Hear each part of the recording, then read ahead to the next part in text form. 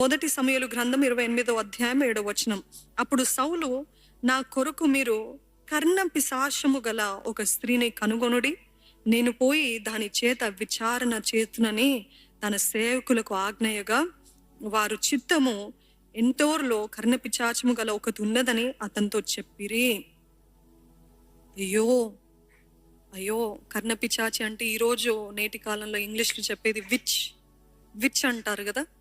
అంటే ఇవి చేస్తారు చూడండి, చాతబడులు చేసేవారు, జ్యోతిష్కాలు, ఆస్ట్రాలజీ. చాలా మంది క్రైస్తవులు, I'm so sad to say, ఆస్ట్రాలజీని చూస్తూ ఉంటారండి, జ్యోతిష్కాలని చూస్తూ ఉంటారు. ఎంతో బాధ. ఒకరు ఒక మెసేజ్ పెట్టారు, ఒక ప్రేయర్ రిక్వెస్ట్ పెట్టారు, అది చూసి నా గుండె జారిపోయింది, నా హృదయం. చక్కగా నాటబడింది దేవుని వాక్యంలో ఉన్న స్త్రీ, ఒక స్త్రీ తనది ఏదో అయింది, తన భర్త విడిచిపోయాడో లేకపోతే చనిపోయాడో తెలియదు, కానీ చాలా క్లిష్టమైన పరిస్థితిలో ఉందంట. అత్తగారు, భర్త గారు, అత్తగారు వారందరూ కూడా తనని బాధ పెడుతున్నప్పుడు తను బాగా బాధతో, వేదంతో ఉండి తను మెసేజ్ పెట్టింది ఏంటిదంటే, ఈ అర్థం కాని పరిస్థితుల్లో ఏం చేయాలో నాకు అర్థం కాక తెలియక నేను ఏం చేస్తానంటే చాతబడి చేసి వారి దగ్గరికి వెళ్ళానండి, వారి దగ్గర సలహా తీసుకుందామని.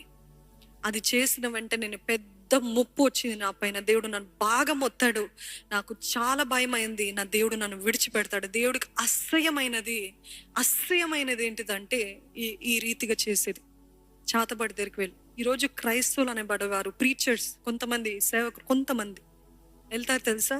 ఎందుకంటే వారు చేసే కార్యాలు బట్టి, పాపాలు బట్టి, క్రియలు బట్టి దేవుడు మాట్లాడినప్పుడు ఏం మెసేజ్ చెప్పమంటావు, ఎటువంటి మ్యాజిక్ చేయమంటావు, ఎటువంటి ట్రిక్స్ చేయమంటావు అని వారి దగ్గరికి వెళ్ళి నకిలీ శక్తి, పరిశుద్ధాత్మ శక్తి కాదు, నకిలీ శక్తి, తాత్కాలికమైన శక్తి పొందుకొని ఆశ్చర్యకార్యాలు చేస్తూ ఇది దేవుని ఆత్మ అని తప్పు ప్రచారం చేసేవారు చాలా మంది ఉన్నారు తెలుసా అండి. ఈరోజు క్రైస్తవులు అనేబడేవారు, మరలా చెప్తున్నానండి, జ్యోతిష్కాలకో లేకపోతే వీరి దగ్గరకో వారి దగ్గరకో అకల్ట్ అంటారు, వారి దగ్గరికి వెళ్తే దేవుడికి అది చాలా అసహ్యమైనది. అది ఇర్మియా గ్రంథంలో ఉంటుంది. God hates that. అట్లాంటిది ఒకప్పుడు సౌలు అన్నాడు, ఈ చాతబడి చేసేవారు ఎవరైనా మన ఊర్లో ఉన్నట్లయితే వారందరినీ నాశనం చేసి అని చెప్పిన అదే సౌలు ఇప్పుడు దేవుని దగ్గర నుండి మాట రావట్లేదు, ఎవరి దగ్గర నుండి మాట రావట్లేదు అని చెప్పి వెళ్ళాడు చాతబడులు చేసే ఆ స్త్రీ దగ్గరికి. ఈరోజు నిన్న మిమ్మల్ని అడుగుతున్నానండి, మీకు అర్థం కాని పరిస్థితుల్లో ఎవరి దగ్గరికి వెళ్తున్నారు? దేవుడు వద్దు అన్న వారి దగ్గరికి వెళ్తున్నారా? దేవుడికి అసహ్యమైనది అన్న వారి దగ్గరికి వెళ్తున్నారా? దేవుడికి అది ఎంతగానో నచ్చనిది అనే వారి దగ్గరికి వెళ్తున్నారా? లేకపోతే మరలా గతానికి వెళ్తున్నారా? ఈ పరిస్థితి ఇది అర్థం కావట్లేదండి. నా పాస్ట్ లైఫ్, నా పాస్ట్ రిలేషన్షిప్, ఆ పాస్ట్ వ్యక్తే బెటర్ అండి అని మరలా వాళ్ళ దగ్గరికి వెళ్తున్నారు. గత వారంలో చెప్పాను కదా, పాస్ట్ దగ్గరికి వెళ్తే ఎంత ముప్పు వచ్చిందో. అదే రీతికి ఈరోజు చాలా మంది నాకు అర్థం కావట్లేదు అంటే వేర్ ఇస్ ద సొల్యూషన్ అని చెప్పి తప్పైన సొల్యూషన్స్ తీసుకుంటూ ఉన్నారు. ఇక్కడ సౌలు కూడా అదే చేశాడు. ఏంటి? చాతబడి చేసి ఆ స్త్రీ దగ్గరికి వెళ్ళాడు. They will mistake God's voice, they will mistake their voice, evil spirits voice as God's voice. ఆ దురాత్మలు చెప్పే శబ్దము, వినిపించే ఆ మెల్లనైనా స్వరం నాకు వినబడుతుందండి, కానీ పరీక్షించారు అది దేవుందా, అది దురాత్మదా? చాలా మంది చెప్తుంటారు నాకు చెవులో వినబడ్డదండి. అపవాది ఎప్పుడు కూడా రెప్లికేట్ చేస్తాడు, నమ్ముతున్నారా? వాడి దగ్గర ఒరిజినాలిటీ ఉండదు. దేవుడు ఏదైతే వాక్యంలో ఉందో మనకంటే బాగా వాడికి తెలుసు కాబట్టి ఆయన ఏమన్నాడు, మెల్లనైన స్వరముతో నీతో మాట్లాడతాను, నీకు ఉపదేశం చేస్తాను అని అంటే, ఓహో ఇట్లా చేస్తే వీరు వింటారని చెప్పి మెల్లనైన స్వరం మనకు వినిపిస్తాడు. అప్పుడు మనం ఏమనుకుంటాం, ఓ పరిశుద్ధాత్ముడు నాతో మాట్లాడుతున్నాడు, ఇదే కరెక్ట్. కానీ డిసర్న్ చేస్తారా, అది దేవుని ఆత్మనా, అది మీ సొంత కోరికలు నెరవేర్చేది మీ ఆశలనా, లేకపోతే అది దురాత్మని? Did you realise, did you discern? చాలా మంది ఈ తప్పైన స్వరము విని ఇదే కరెక్ట్ అంటారు, ఇట్ ఈస్ ఆల్ రైట్ అని అంటారు. It is all right, it's fine. చూడండి, ఒక సేవకుడు అంట, వివాహమైన సేవకుడు, ఈ సెడ్ ఇట్స్ ఆల్ రైట్. దేనికి ఆల్ రైట్ అన్నాడంటే, నేను సపరేట్గా ఒక హోటల్ రూమ్లో ఒక స్త్రీతో, వివాహం కాని స్త్రీతో ప్రార్థనలో గడుపుతాను, ఉపవాసంలో ఉంటాను, మేమిద్దరం కలిసి దేవుని దగ్గర నుండి గొప్ప మర్మాలు తెలుసుకుంటాము, ఇట్ ఈస్ ఆల్ రైట్ అన్నాడంట. Do you think that's all right? Not at all. అది అస్సలు కుదరదు. వివాహమైన సేవకుడు, వివాహం కాని స్త్రీ హోటల్లో మేము ప్రార్థన చేస్తున్నామండి, మేము ప్రవచనాలు చెప్తున్నామండి, మేము దేవునితో మాట్లాడుతున్నామండి, అది వారి దృష్టికి it's all right, but it is not all right in God sight. ఈరోజు చాలా మంది ఇట్లాంటి మోసంలో ఉన్నాం. పర్వాలేదులే, ఏముందిలే, పర్వాలేదులే, it's all right, it's all right, పర్లేదు. మీరు చేస్తున్న పాపము మీకు అనిపిస్తుంది, అపవాది చెప్తుంటాడు అది ఆ పెద్ద పాపం కాదులే, అసలు పెద్ద పాపంలో ఇట్స్ ఆల్ రైట్, అది కొంచెం, అవును నీ హృదయం నొప్పించింది తను, అవును నీ హృదయాన్ని పాడు చేసింది, అవును వాళ్ళు అట్లా చేయకుండాల్సింది, పర్లేదు కొంచెం పగ పెట్టుకుంటే పర్లేదు అని అంటున్నాడు. ఇప్పుడు యేసు దేవుని ఆత్మ చెప్తున్నాడు, దాని వేర్లతో సహా పెరికివేయండి. హల్లెలూయా. పెరికివేసి పడేయాలండి. It is not all right. The world might say it's all right, but it is not all right in God sight. వారు చెప్పొచ్చు దైవ ఆత్మచోతో నింపబడ్డాను, ఇట్స్ ఆల్ రైట్ అని చెప్పొచ్చు. No, it's not right if it's not in the word of God. దేవుని వాక్యంలో లేకపోతే ఇట్స్ నాట్ ఆల్ రైట్. దేవుడు వాక్యం చెప్పకపోతే ఇట్స్ నాట్ ఆల్ రైట్. ఈరోజు సౌలు కూడా అనుకున్నాడు ఇట్స్ ఆల్ రైట్. ఒకప్పుడు నేను వద్దనుకున్నాను, ఈ చాతబడులు వాళ్ళని నాశనం చేయమన్నాను, కానీ ఇప్పుడు నాకు ఇంకా వేరే స్థితి లేదు, వేరే అవకాశం లేదు, కాబట్టి నేను ఆమె దగ్గరికి వెళ్తా, ఇట్స్ ఆల్ రైట్ అన్నాడు. But it is not all right. ఇంకా దేవుని కోపాన్ని ఎంతగా రేపుతూ వచ్చాడండి సౌలు, ఎంతగా రేపుతూ వచ్చాడు, ఒకటి తర్వాత ఒకటి ఎంతగా బాధ పెట్టాడు దేవుణ్ణి. ఆ రీతికి ఇట్లా సౌలు చేస్తున్నప్పుడు నిజంగా ఆయన జీవితం పైన ఆయనకి విసుకొచ్చి, అటు దేవుడు మాట్లాడలేదు, అటు ప్రవక్తలు మాట్లాడలేదు, అటు నాకు ఎవరు లేరు, నా పిల్లలు నాకు విరుద్ధం అయిపోయారని చెప్పి ఆఖరికి ఏం చేస్తాడు తెలుసా? He will commit suicide. ఆత్మహత్య చేసుకున్నాడు. ఆత్మహత్య ఎట్లా? ఎవరో బాణం కొట్టారు, ఆ ఫిలిస్తీన్లు బాణం కొట్టారు, బాణం చేత చావలేదు ఆయన, బాణం చేత ఎంతో నొప్పితోటి ఉందంట. కానీ తన పిల్లలు చచ్చిపోవడం చూసి, తను ఓడిపోవడం చూసి, తన జీవితమే వేసారిపోయి ఇంక అర్థం కాక ఆఖరికి చచ్చిపోయాడండి. ఆయన ఖడ్గం పైన ఆయనే పడి చచ్చిపోయాడంట. పక్కన సైనికుడిని అడిగాడంట, నన్ను చంపండి, నేను చంపను, నాకు భయం అన్నాడంట. ఆఖరికి he committed suicide. That is what tormenting spirits do. అవే చేస్తాయండి బాధించే ఆత్మలు, మనల్ని నాశనం చేయాలి. అందుకనే దేవుడు అంటాడు, యేసుప్రభు అంటాడు, దొంగ దేనికోసం వస్తాడంట? హత్య చేయడానికి, ఏమన్నారు, దొంగలించడానికి, ఇంకోటి నాశనం చేయడానికి. All these three things the enemy is after. దేవుడు సౌల్ని ఎన్నుకున్నాడా? Can we deny it? దేవుడు ఎన్నుకున్నాడు. సౌల్ని అభిషేకించాడా? అభిషేకించాడు. అంతా అయింది. కానీ ఈరోజు నేను అభిషేకించబడ్డా, నాకు ఇంకా విరోధియే లేడు అనుకోకండి. ఎప్పుడైనా కాంప్రమైజ్, రాజీ పడ్డారనుకోండి, మెల్లమెల్లగా పర్వాలేదు అని వచ్చింది అనుకోండి, దేవుని ఆత్మ విడిచిపోతాడు, దురాత్మ వస్తుంది. కాబట్టి do not compromise on small things. అది చిన్న వేరుగా, చిన్న విత్తనంగా ఉన్నప్పుడే దాన్ని పెరిగి వేసేయండి, దాన్ని తీసి పడేసేయండి. ఆఖరికి టార్మెంటింగ్ స్పిరిట్స్ చాలా మంది మీరు చూస్తాం, చాలా మంది యాక్టర్స్, చాలా మంది సంపాదించిన వారు, చాలా మంది ఈ రోజు ఎవరు ఏ విషయం వినట్లేదండి. అంత సంపాదించిన వారు పిచ్చెక్కేసిందండి. ఈ డబ్బులు కాదు, ఇది కాదు, ఫేమ్ కాదు, ఇది కాదు, నాకేదో వేదన, నాకేదో కలవరము, ఏదో ఆందోళన ఇట్లా చేస్తుంది, జుట్టు పీక్కునేలాగా చేస్తుంది, అంత బాధపడుతుంది. ఆఖరికి నీకు విడుదల కావాలంటే నువ్వు చచ్చిపోతేనే నీకు విడుదల అని చెప్తుందండి మన చెవుల్లో. అప్పుడు అనుకుంటాము, ఓహో ఇదేమో విడుదల, ఇదేమో దేవుని మాట అని చెప్పి ఆత్మహత్య చేసుకుంటారు. సౌలు ఇంత బాధపరచబడటానికి కారణము small compromises, small suspicions, small అన్ని మెల్లగా చిన్నగా ప్రారంభించబడ్డది. నేను అంటున్నాను, ఈరోజు మన జీవితంలో పరిశుద్ధాత్ముడు లేడనుకోండి, జీవితమే నరకం. అవునా? జీవితమే నరకంగా మారుతుంది. బ్రతకలేము, ముందుకు వెళ్ళలేము. ఒక కొద్ది కాలం వరకు వెళ్తున్నట్టు ఉంటుంది. సౌలు కూడా దురాత్మ వచ్చిన వెంటనే నాశనం అవ్వలేదండి. మెల్లమెల్లగా ఆఖరికి తన సొంత చేతులతో తనే చనిపోయేలాగా, తన ప్రాణాన్ని తీసుకునేలాగా చేశాడు అపవాది. ఇప్పటి వరకు సౌలు చూసాము, సౌల్ రియాక్షన్ చూసాము, క్లిష్ట పరిస్థితుల్లో, సమస్యలో ఏం చేయాలో సౌల్ని చూసాము. కానీ దానికి రైట్ ఆపోజిట్ దావీదుని చూస్తాం. అదే ఎరా, అదే సీజన్, అదే దాంట్లో 2 people, 2 different reactions. Saul was overcome by his problems. Saul ఎంతగానో ఓడిపోయాడు తన సమస్యలు బట్టి. కానీ దావీదు క్లుప్తంగా చెప్పి ముగిస్తానండి. కానీ ఈరోజు ఎటువంటి బాధల్లో, వేదనలో, క్లిష్ట పరిస్థితులు ఉన్నప్పటికీ దావీదు చేసింది చేయాలనేది మీకు కాంట్రాస్ట్ ఇస్తున్నానండి, మీకు కంపారిజన్ ఇస్తున్నాను. చాలా మంది సౌల్ లాగా చేస్తారు, అందుకనే దిగజారిపోతారు. కానీ దావీదు రియాక్షన్ చూసినట్లయితే, దావీదు ఎలాగ రియాక్ట్ అయ్యాడు, దావీదు ఏ రీతి అయితే దేవులో బలపడ్డాడో, అది చూడబోతున్నాం. చూడండి, ఇందాక చెప్పినట్టు దావీదు ఎటువంటి సమస్య వచ్చినా, క్లిష్ట పరిస్థితి వచ్చినా మొట్టమొదటిగా ఏం చేస్తాడు మీరు చెప్తారా? చక్కగా విన్నవారు, దేవుని యొద్ద విచారణ చేశాడు. నేను అభిషేకించబడ్డాను, నేను ఎన్నుకోబడ్డాను, దేవుడు నన్ను ఎన్నుకున్నాడు, దేవుడు నన్ను కోరుకున్నాడు. ఈ మనుషులు కాదు, ఈ గొలియాత్ కాదు, వీళ్ళు నన్ను హతం చేయడం కాదు. I am chosen by God. A true Christian will know their identity. హల్లెలూయా.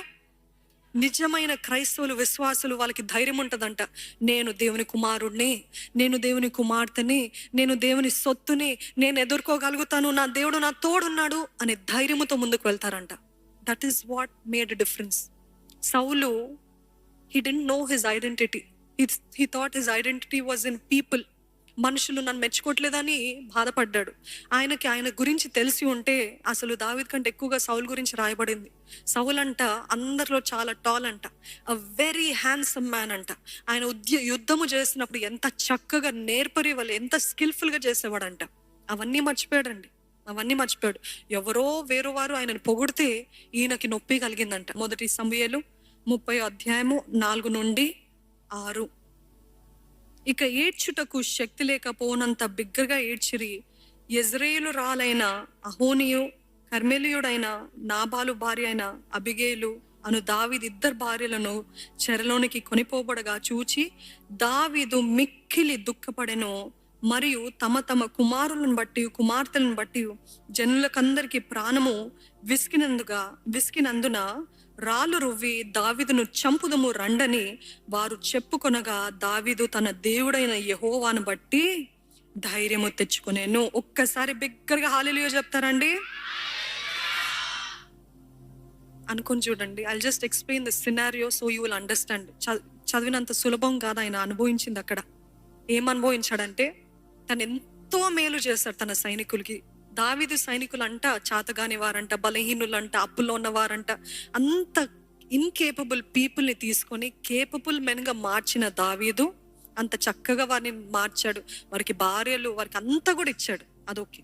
సిక్లాగ్ అనే ప్రాంతంలో సడన్ గా ఆ ఫిలిస్తీన్లు వారు దోచుకొని దావీదు వారి సైన్యము ఇంకో చోటకు వెళ్ళినప్పుడు చెప్పా చేయకుండా తన వారి భార్యల్ని, కుమార్తెల్ని, వారికి కలిగిన సమస్తము తీసుకొని వెళ్ళిపోయి ఆ ఊరంతా కూడా కాల్చివేసి బూడిదగా మార్చారంట. దావీదు తన సైన్యము తిరిగి వచ్చి చూడగా అంత బూడిదగా మారింది. అది మారిన బాధ లేదు, కానీ వారి భార్యలను, బిడ్డలను తీసుకెళ్లారని చూచి శక్తి లేనంతగా బిగ్గరగా ఏడ్చారంట. ఎప్పుడైనా అట్లా ఏడ్చారండి? అసలు శక్తి లేదండి నాకు. If you have lost loved one, నిజంగా మీరు ఎంతో ప్రేమించిన తల్లియో తండ్రియో ఎవరో ఒకరిని ప్రేమించినప్పుడు వారిని పోగొట్టుకున్నప్పుడు ఎట్లుంటుందండి? ఇంకా నాకు నీరసం అయిపోతుంది. చాలా మంది చావులు ఎట్లుంటుందండి? వారు ఇట్లా నీరసిల్లిపోతారు, కుప్పకూలే పరిస్థితులు, ఇంకా ఓపికలే, కన్నీరు కూడా రావు. ఏడ్చి కన్నీరు కూడా రావు. ఇంకా చెప్పడానికి ఏం లేదమ్మా, ఇంకా నాకు ఏడవటానికి ఏం లేదు అన్న పరిస్థితిలో ఉంటారు. అట్లాంటి పరిస్థితులు, ఏడవటానికి కూడా శక్తి లేని పరిస్థితిలో దావీదు ఒక్కడే కాదు, దావీదుతో ఉన్న ప్రతి ఒక్కరు ఉన్నారు. అట్లాంటి పరిస్థితిలో సరే, ఆర్ లీడర్ ఇస్ వెరీ డిసార్టెండ్. మన భార్యలే కాదు, ఆయన భార్య, ఆయన పిల్లల్ని కూడా తీసుకెళ్ళిపోయారు కదా. ఆయనను ఎంకరేజ్ చేద్దాము అనుకునే పరిస్థితిలో ఎంకరేజ్ చేద్దాం పోయి ఏం చేస్తారండి? ఈయనను బట్టే అప్పటి వరకు ఇన్కేపబుల్ మెన్ అని చెప్పానా, చాతగాని వారు, అట్లాంటి వారిని కేపబుల్ సైనికులుగా మార్చింది దావీదే. అటువంటి వారిని ఎంతగానో స్థిరపరిచింది దావీదే. ఇక్కడ శత్రువులు ఏదో చేస్తే దావీదు పైన కోప్పడి వారు ఏం చేస్తారంట, పెద్ద పెద్ద రాళ్ళు తీసుకొని ఇప్పుడు ఈ దావీదుని చంపేద్దాం, ఈయన బట్టే మనకు బిడ్డలంతా చచ్చిపోయారు అనుకున్నారేమో. వాళ్ళు భార్యలు తీసుకెళ్ళిపోయారు, బిడ్డల్ని ఎవరు చావలేదండి దేవుని కృపను బట్టి, కానీ చంపేశారేమో అని చెప్పి ఈయనని చంపేద్దామని తీసుకున్నారంట. కానీ అక్కడ చూసినట్లయితే ఇక్కడ వీళ్ళు రాళ్ళు తీసుకుంటే ఆయన ఏం చేస్తున్నాడు? దేవుని వైపు చూస్తూ దేవుని యందు ధైర్యం తెచ్చుకున్నాడంట. హల్లెలూయా. దేవుని యందు ధైర్యం తెచ్చుకున్నాడంట. ఈరోజు మీ సమస్యలో, మీ క్లిష్ట పరిస్థితిలో ఎంతసేపు ఆ సమస్య, ఎంతసేపు ఆ పోరాటం, ఎంతసేపు అంత పెద్ద రాళ్ళు, నేను చచ్చిపోతా అనుకోలేదండి. దేవుని వైపు చూస్తాడంట. దేవుని వైపు చూసి, దేవా నువ్వే నన్ను ధైర్యపరచు, దేవా నీవే నా శరణం, దేవా నీవే నా ప్రాణాన్ని కాపాడు అని మొరపెట్టుకున్నాడండి. ఈరోజు అట్లాంటి స్థితి ఉన్నట్లయితే ఇక్కడ చూడండి, పిమ్మట దాని తర్వాత 7వ వచనము, దావీదు ఏఫోదు తెమ్మని యాజకుడగు అహిమెలెకు కుమారుడైన అబ్యాతారుతో చెప్పగా, అబ్యాతారు ఏఫోదును దావీదు నొద్దకు తీసుకుని వచ్చెను. నేను ఈ దండును తరిమిన ఎడల దాన్ని కలుసుకుందునా అని యెహోవా యొద్ద దావీదు విచారణ చేయగా. అర్థమైందండి? ఏం చేశాడు? మొట్టమొదటిగా దేవుని యొద్ద ధైర్యం తెచ్చుకున్నాడు. వాళ్ళని చంపేస్తున్నామని అనుకుంటున్నప్పుడు దేవుని వైపు పరిగెత్తాడు, దేవుని వైపు చూశాడు. దాని తర్వాత ఏం చేశాడంటే, ఆ రోజుల్లో బైబిల్స్ లేవు కదా, ఆ ప్రవక్తను పిలిపించి దేవుడు ఏం చేయమంటున్నాడు ఇట్లాంటి పరిస్థితులు అని అడిగాడంట. Do you see the contrast in the situation? అదే పరిస్థితి సౌలు, అదే పరిస్థితి దావీదు. కానీ సౌలు మనుషుల దగ్గరికి, చాతబడి వారి దగ్గరికి వెళ్ళినప్పుడు దావీదేమో ఏం చేస్తున్నాడు? యెహోవా యొద్ద విచారణ చేయగా.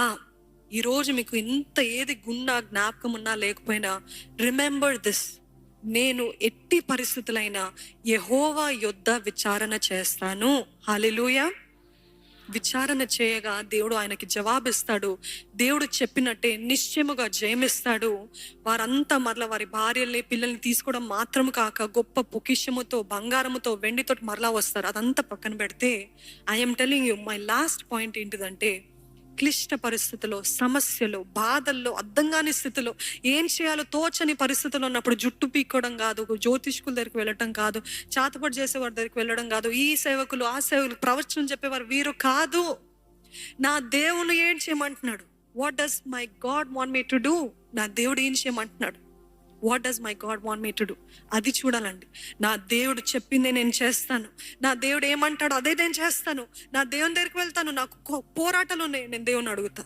నాకు ఎంతో బాధగా ఉందండి వారు అన్న మాటలు. నన్ను చంపేద్దామని చూస్తున్నారండి. నువ్వు పోరాడనక్కర్లేదు. పగ తీర్చుకోవడము నీ పని కాదు, అది నా పని అన్నాడు దేవుడు.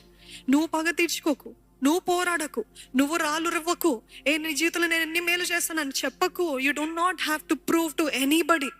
ఎవరికి కూడా మీరు నిరూపించుకోవాల్సిన అవసరం లేదు. దేవుడే మీ పక్షాన తగిన సమయంలో నిరూపిస్తాడు. ఆమెన్. దేవుడు నిరూపిస్తాడు. He will prove. You don't have to. కానీ మీరు ఒక్కటే చేయాల్సింది ఏంటో తెలుసా అండి? దేవుని వైపు చూడండి, దేవుని యందు ధైర్యం తెచ్చుకోండి. అర్థం కాని పరిస్థితుల్లో, జుట్టు పీక్కునే పరిస్థితుల్లో సౌలు ఉన్నప్పుడు కనీసం అప్పుడైనా యేసయ్యా లేకపోతే తండ్రి యెహోవా నాకు సహాయం చేయని మొరపెట్టుంటే దేవుడు తప్పకుండా జవాబిచ్చే దేవుడు. ఎందుకంటే నిజముగా మొరపెట్టే వారికి ఆయన సమీపంగా ఉంటానని చెప్పిన దేవుడు. ఆయన అబద్ధికుడు కాదు. ఈరోజు సమస్యలు, బాధలు, పోరాటాలు, అర్థం కాని పరిస్థితులు ఉన్నాయా? దేవుని వైపు చూస్తూ, దేవా నాకు ధైర్యం దయచేయ, దేవా నాకు ధైర్యము దయచి, దేవా నన్ను విడిపించు, దేవా నాకు సహాయము చేయి అని ఆయన సన్నిధిలో మొరపెట్టుకున్నట్లయితే అంట, దేవుడే నిశ్చయముగా మీ శత్రువులకి జవాబునిస్తాడు, మీకు తప్పకుండా జయంనిస్తాడు.